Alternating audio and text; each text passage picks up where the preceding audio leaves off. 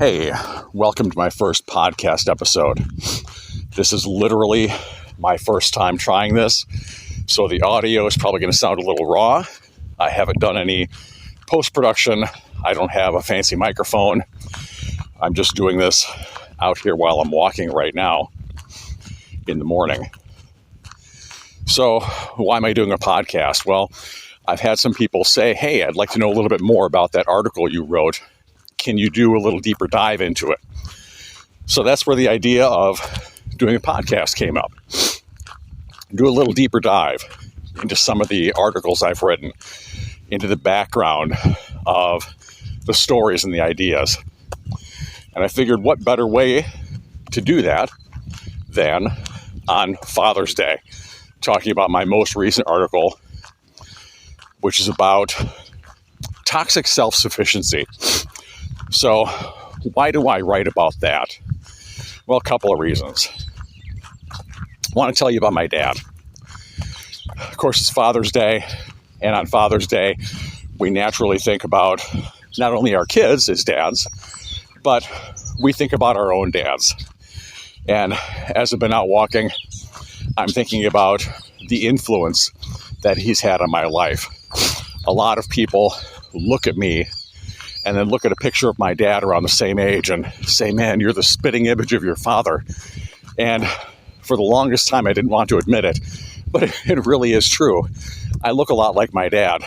And as fate would have it, I also act a lot like my dad. I picked up a lot of him as I grew up. So who was he? My dad got kicked out of high school when he was 18. I did not, by the way. And that was during the Vietnam draft era. So to kind of, he knew he was going to get drafted, and to kind of go into the military on his own terms, he decided to enlist. Wound up joining the Marines. My dad was a Marine, 7th Engineering Battalion, 1st Marines during Vietnam.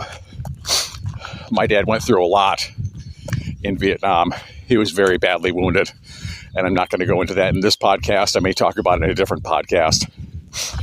But he had lifelong physical and mental health struggles as a result of that.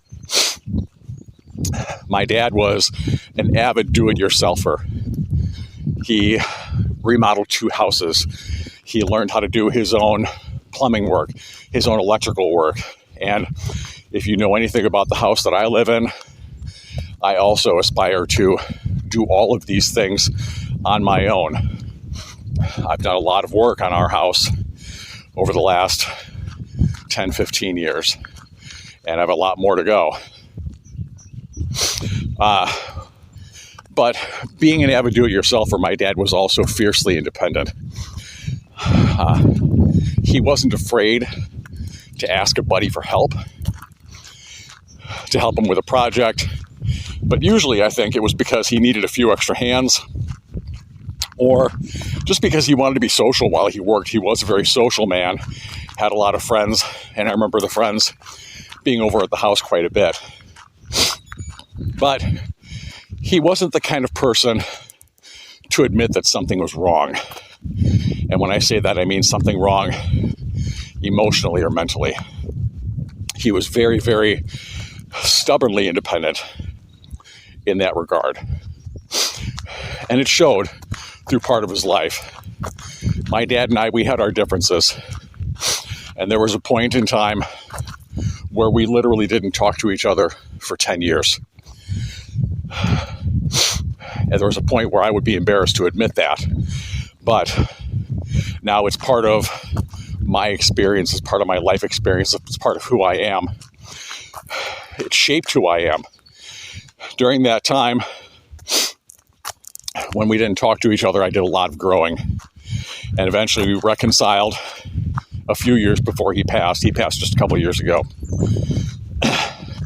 We reconciled, and we were able to spend some real good quality time during the last few years of his life. I was very proud of my dad. Still am. And my dad told me more than once that he was proud of me. So why do I bring up that stubborn independence? I think that my dad's mental health issues could have seen a lot more improvement if he had been willing to open up, to talk to people, to get real help for them. But as I mentioned, my dad was a teenager during the time of the Vietnam War era draft. And that generation, men in general, but that generation, and earlier specifically, are the rub some dirt on it generation. You don't admit emotions. You don't talk about your emotions. You don't admit how you're feeling. And I think in the long term, that's what happens. It's the same things that happened to my dad. They struggle with their mental health when they refuse to talk about or admit how they're feeling. So I address that, not specifically about my dad, but I address that sort of mentality in my latest article about toxic self-sufficiency. Being self-sufficient is not a bad thing. Knowing how to do things is not a bad thing. But where we're going to run into trouble is where we become so self-sufficient that we refuse any sort of need at all. Where we won't talk about our emotions. We won't admit when we're hurting. And as men, I think a lot of that is because we feel like people are going to look on us as weaker or less capable if we do that, especially in the emergency services. In the emergency services, there's a very strong feeling among people, I think, that especially the older responders, the ones my generation and older, there's a very strong feeling that we just don't talk about when we're struggling with a bad call or a series of bad calls. We don't talk about when we're struggling emotionally with our families. We just don't talk about that stuff because there's a perception in the emergency services that if we admit that we're struggling, we're going to be seen as a liability on the fireground. There's a perception among first responders that if we admit we're struggling with a call, that we we'll go for the lighter duty. We might be taken off of duty. Our crew might not want to work with us on the hose line or interior work or on the roof or whatnot. But you know that perception is not accurate. You know, of course, there are always going to be people who look at you with a raised eyebrow if you admit that you're struggling. But by and large, I think the people in the emergency services understand that there are things we're going to struggle with. They understand there are things we're going to have to talk about. And as first responders, as firefighters and EMTs, and even law enforcement and dispatchers,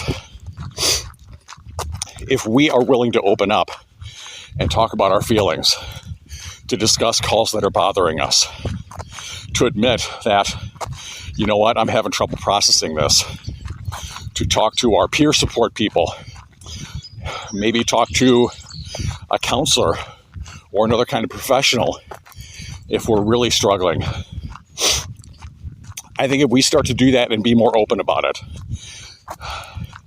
that's going to start a spark that will spread into a fire that eventually encompasses the entirety of the emergency services. I think that example can inspire other people to open up about their struggles. So, take a read on that article that I wrote about toxic self-sufficiency. On Father's Day, think about all the dads. Think about your dad, what he was good at. Think about your dad, and like mine, I hope you remember your dad in positive ways. Let those positive memories remind you of the good times. Look back on those good times with fondness, with a smile, but keep in mind that we all have struggles too. I'm not going to forget the bad times that I had with my dad, but I'm not going to let them tarnish my image of him.